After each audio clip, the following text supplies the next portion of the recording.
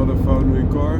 Today we will discuss the warrior spirit, both in normal life but also in the business life.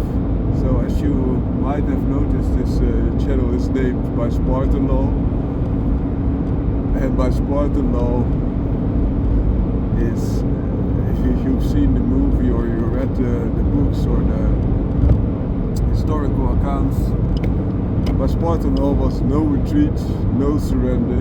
That is by Spartan Law. And that's a mindset that you see in warriors over time. Spartans were elite warriors, of course, but also if you look at the commandos, Green Beret, SEAL, SAS and all other special units, let alone normal warriors, very often have a specific ethic.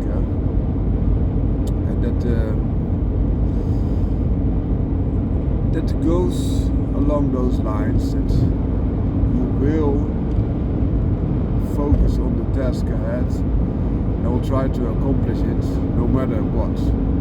This is both beneficial, because you will get to the goal or try dying. As 50 Cent said, get rich or try dying. That's a little bit about the mentality. But in this case, it's often a greater good, sometimes for countries or sometimes for something else that they want to approach this at. But it can also be a drawback, because your focus is so much on that target and that goal that you want to achieve, that there are beautiful things or not so beautiful things around you that you are missing. So either you're missing them or you're not giving them the attention that they might need.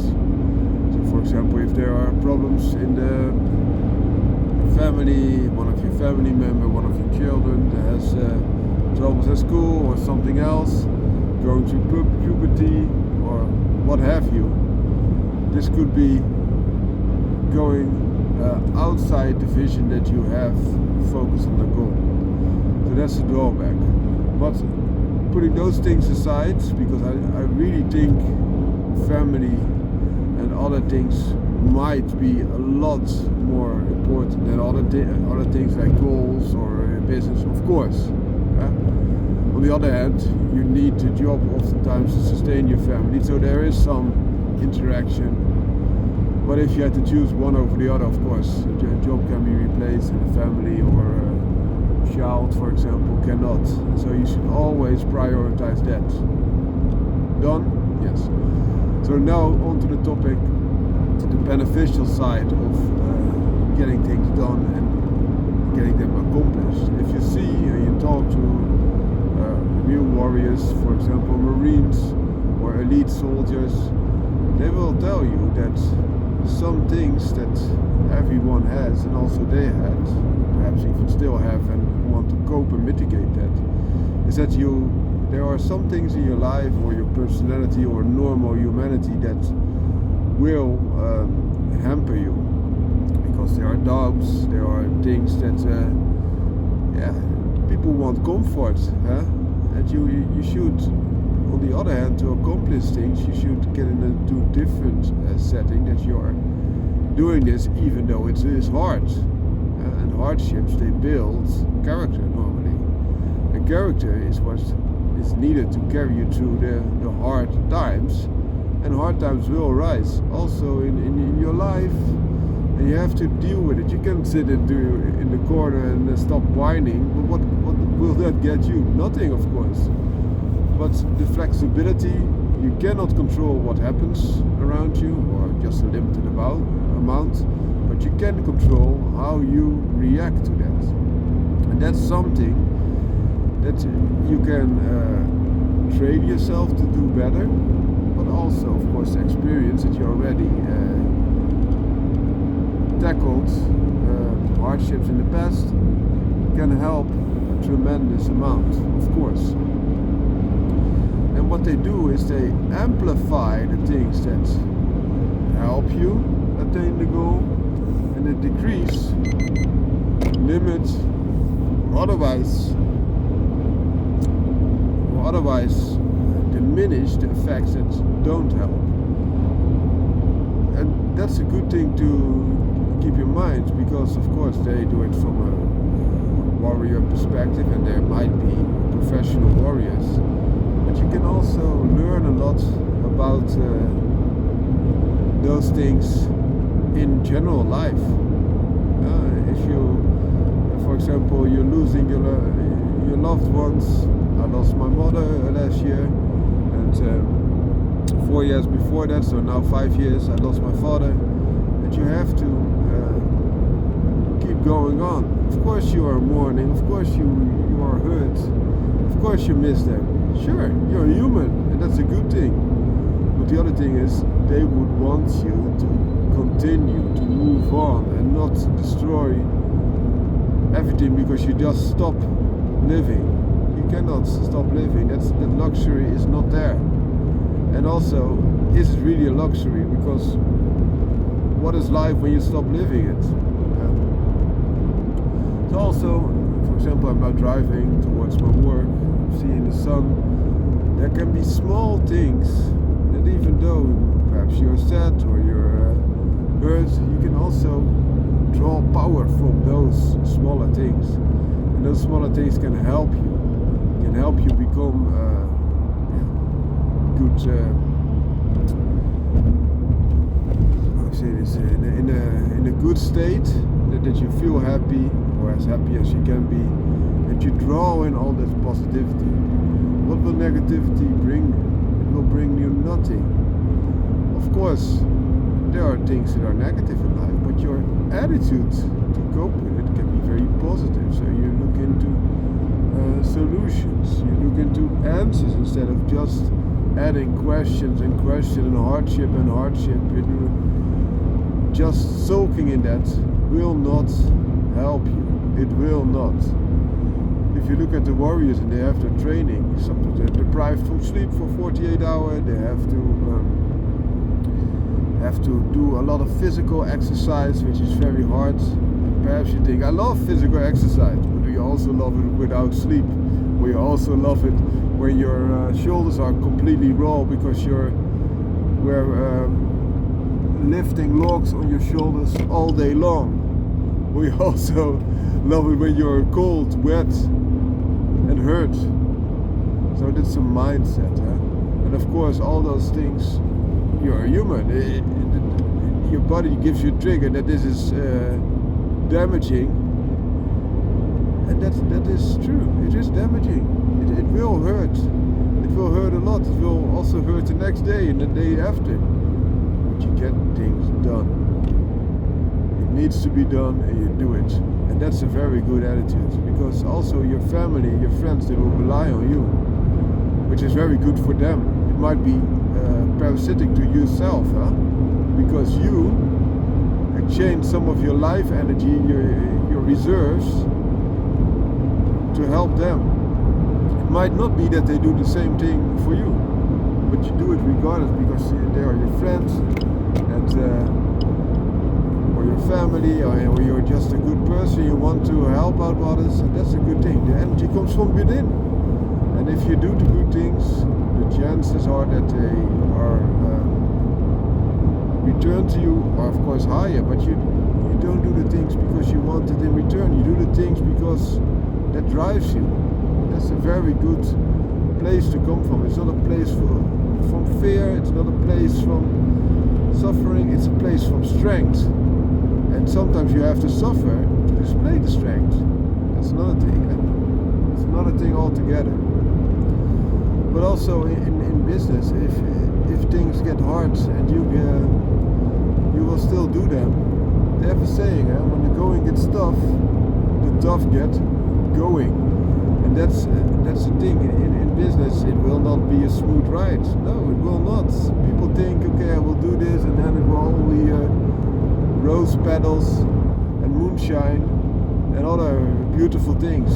Of course, there will be some beautiful moments, but there will also be a lot of hard moments. And by going through those hard moments, you will have a bigger chance to revisit and experience more good moments, of course. If you had some good moments and then you saw hard moments and you just phase out, you say, okay, this is not for me, done with it. Of course, the hard moments might stop, They might also not stop because now you don't have a job anymore, and then now you have to figure out a new source of income. So you have to start all over again.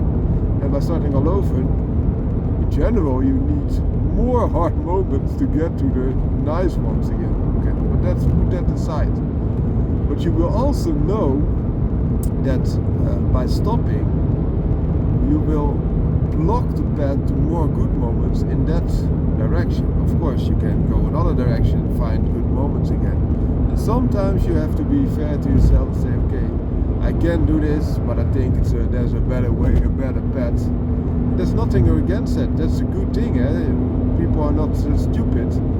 If there is a better path, walk the better path, but not forsake your path just because it becomes hard. I'm not for that. And even if you put in all the hard work and your business idea or your company or whatever, it fails. It can be, but even if it will do, you still have experience and learned a lot from the entire adventure.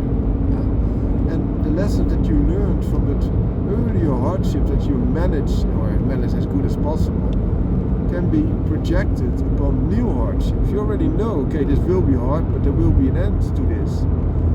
And that end gives you hope. And hope will allow you to go through suffering a lot better. A lot better. And if you're a believer, or if you're a Christian, or that you know that even if real hardship suffers you, and it will hurt you really bad. You might be tortured, or you might be killed. Extreme skill, full on. You can still cherish that hope that if you was a good person, your God can resurrect you, and He's wanting to do that. If you are suffering, He also is suffering. So there are so many levels that you can draw energy from, hope from, and those should be cherished. There's not a thing that can divide you or separate you from the love that your God is wanting to give you. As long as you try to keep on holding its hand. But that's just a sidestep by giving you some additional information in a broader, more spiritual way is important. Because also, even if you're not a believer, but if you're spiritually involved, it could be something else that is driving you. You, for example, have a goal, you want to make the world better, or you want to do this for your family or your children or whatever. A higher purpose will help you get through the suffering and the hardships. And the thing is, nowadays a lot of persons, they feel I'm here, so I should receive all those gifts. I'm entitled to get all those good things in my life, and I don't want and don't need all the bad hardships. And that's a little bit of an attitude that is now arising across the newer generations. I think the generations that are now developing through this crisis of COVID and also now this conflict will become again harder persons. Because there is also a saying, hard times will produce hard men. Hard men will produce better times. And then better times will become good times. Good times will produce softer men. Softer men will produce hard times. So it's a cycle, It's a cycle. So some generations are hard and they worked hard and they produce better times. And that is to the benefit of the next generations, which will produce then softer men, because it is not longer needed to be that hard and hard working and have that good ethics, working ethics. And then you have a downfall again into harder times, which will dictate a harder type of person again. because otherwise you will get stuck in that spiraling downwards and downwards and downwards. And that's the same, so if you have all that good work ethics, you will have the biggest chance to produce something better for the next generation, for example your children. But by doing so, you will normally, if you do not walk them through the process and also teach them also the benefit of this mindset and hard work, you will produce or help produce softer persons with lesser work ethics, which are just reluctant of any suffering. They just want comfort. And that's what good times give. They give comfort, and hard times give discomfort. So there is a drive to get out of that. A short example: if there's, you can imagine, there's a bathtub filled with nice water, and you can just sit in there and enjoy and lavish and relax. You will probably take quite your time to do your things. If the same bed was filled with water with ice over it, icy water, low as possible but still being fluid, and you were pressed into that, your body reaction would normally be to get out of it as soon as possible. You will normally not take your time. And as the Iceman who relinquish in that hard time had the feeling of ice and cold and what it does to the body and mind over matter, etc. It's a different aspect, of course, but there's a mindset to that. The Iceman is a hard man. You can say whatever you want, but he's a hard man. That's a little bit how good times can be compared to the warm bed, and the hard times can be compared to the ice bed. And that's ice bed triggers an action, whereas that warm bed triggers a relaxation. And that's a different mindset.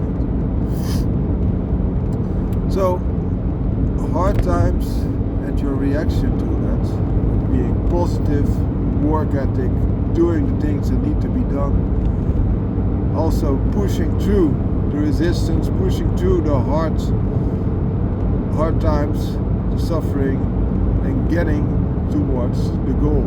Even if you cannot reach the goal in one go, which you might attempt, you will try to gain on the position, become closer to that goal, suffer again the setback, but then stand up again and go forward. Keep moving forward.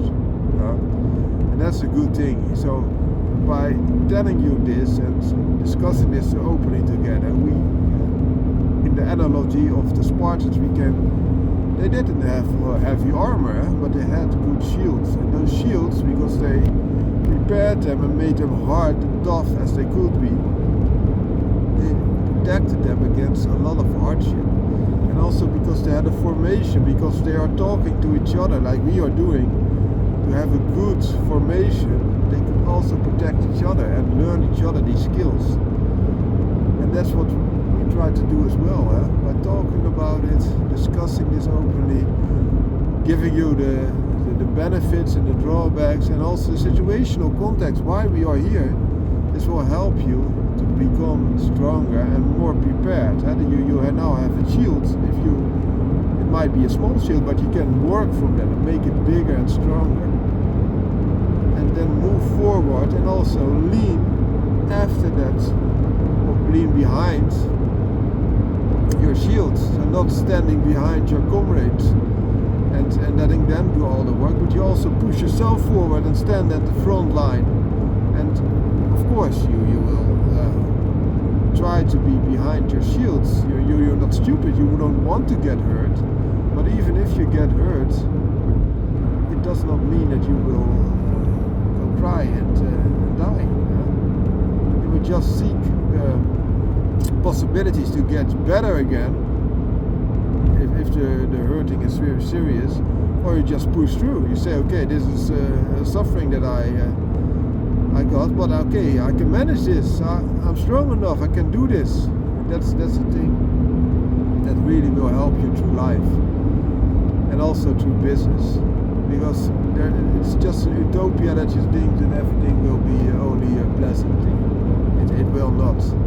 There will be a lot of pleasant phases, and if you're able to push through hardships, you will have more pleasant phases, that's my experience, instead of less. Because once something occurs, you just push through it and then you go back on the positive path again. That's a good thing, eh? And because you are able to push through, oftentimes you will also get the rewards that's behind that. It's oftentimes a positive thing. Of course, if your role is to help solve the bigger problems and the hard problems, also for your clients or other companies, or you're like an in-between type of guy at interim, your only goal is to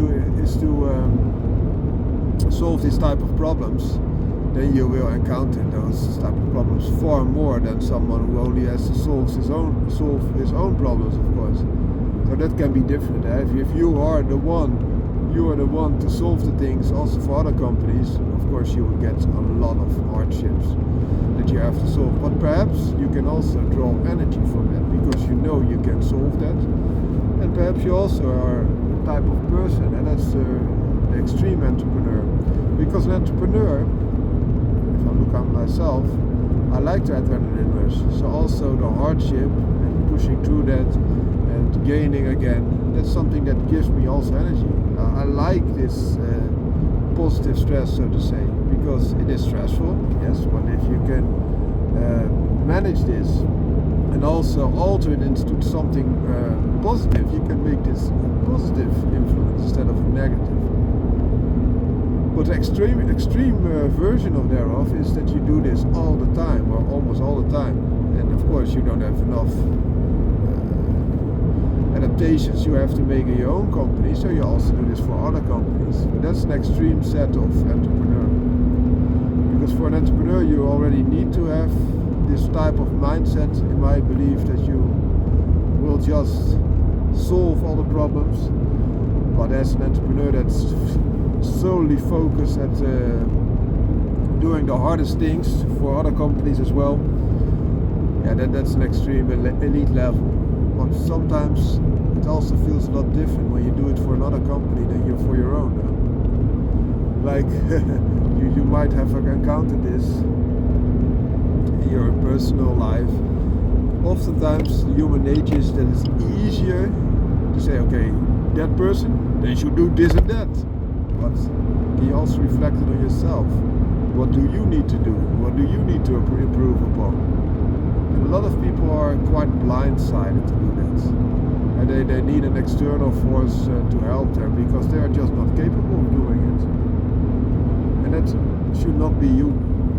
Of course it can be you, but it should not be you, because if you focus on yourself and improving yourself, that's where you have your circle of influence. And by doing so, you can also inspire others to become the best version of themselves. Instead of just telling others what they should do, your circle of influence will be limited. And you can also influence people with your deeds. Your deeds can influence people a lot more than your words, which can be empty shells. And also the relationships between you and the other are not disrupted that much, because both of you are just working to become the best version of themselves. And of course you help each other, but you're not focusing on the other person all the time. You focus on yourself, and you, of course, you will try to help. You will be a friend. You will also tell them the things that they might not want to hear but need to hear. That's a good friend.